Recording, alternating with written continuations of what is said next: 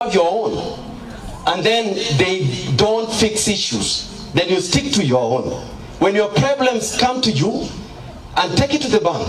Come January, most children will not go to school because school fees has been hiked 3 times. This Christmas, very few people will eat Christmas.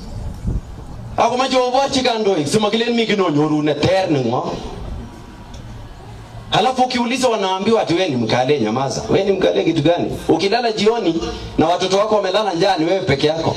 It's not everyone. And all the petrol stations are in watu wa opposition and government. If you are a sufferer, you are a sufferer. This government is worse than Uhuru Kenyatta government. In my own, what I think. In my own view. Ama namna gani? Ama namna gani? This is a worse government. Because Uhuru left fuel at 140, it is 210.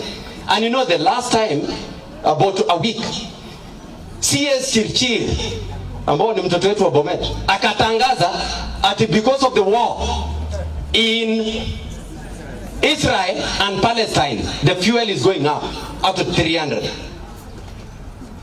If it was not for the opposition and the members of press and the media houses to expose them, because many other countries were making news saying that the fuel is coming down because of the same war. Ours is going up for the same war. Ndio wakawaja juzi hawakuongeza. This week they were increasing to 250. Alafu wanatutisha sana ati nini? Sijui wanatishana na mimi wasijaribu. Mimi unajua mkiniangalia hivi mnielewe vizuri. Mimi hakuna mtu anaweza nitisha hata kidogo.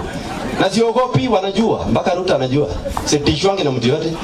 Moi died and I let his soul rest in peace. But he knows Alfred Keter. Uhuru Kenyatta knows that mimi ni wakusema ukweli. Let me tell you something brief as I finish. In this world, make a difference in people's lives when you're still living. Because this world is too short to live in it. If you go out to 110 years, you're lucky. You are lucky.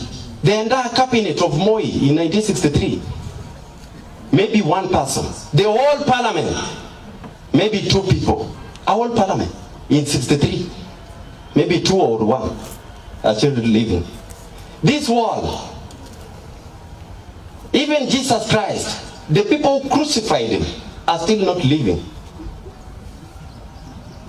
And we don't remember them. We remember Jesus Christ. Tunaelewana? So we don't give a damn about that you want to take our lives or you want to take whatever. Come and take it. Anything that you want. So long as we speak the truth, because the Bible says it's only the truth that is going to set us free. Period.